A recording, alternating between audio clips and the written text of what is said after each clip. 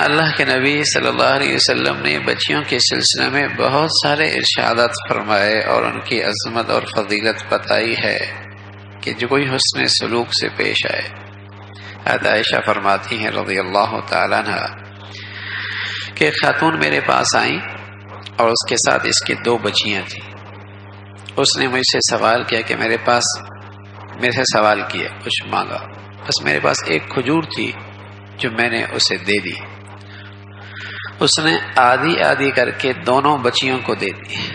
خود ضرورت مند تھی، بچیاں 2 ساتھ تھیں، میرے پاس بھی کچھ نہیں تھا، ایک کھجور تھی، کھجور میں نے اس کو دے دی اور اس نے اس کو آدھی آدھی کر کے دونوں میں تقسیم کر دی۔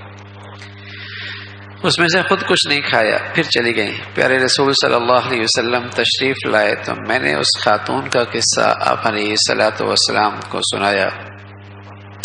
پیارے رسول صلی اللہ علیہ وسلم نے فرمایا جو شخص ان بچیوں میں سے کسی کے ساتھ مبتلا ہو گیا، یعنی اس کے گھر میں ایک یا چند بچیاں ہوں اور وہ رضائے الہی کے لیے اور اللہ کو راضی کرنے کے لیے ان کی پرورش اور تربیت کرے تو یہ بچیاں اس کے لیے دوزخ میں آڑ ہوں گی۔ انس بن مالک فرمانے لگے رسول اللہ صلی اللہ علیہ وسلم نے فرمایا من عال جاریتین دخلت انا وهو الجنہ کہاتین واشار باصبعی۔ انس فرماتے ہیں پیارے رسول صلی اللہ علیہ وسلم نے ارشاد فرمایا جس شخص نے 2 بچیوں کی پرورش کی اور ان کی صحیح تعلیم اور تربیت کا اہتمام کیا، میں اور وہ جنت میں ان 2 انگلیوں کی طرح اکٹھے ہوں گے۔ سبحان اللہ۔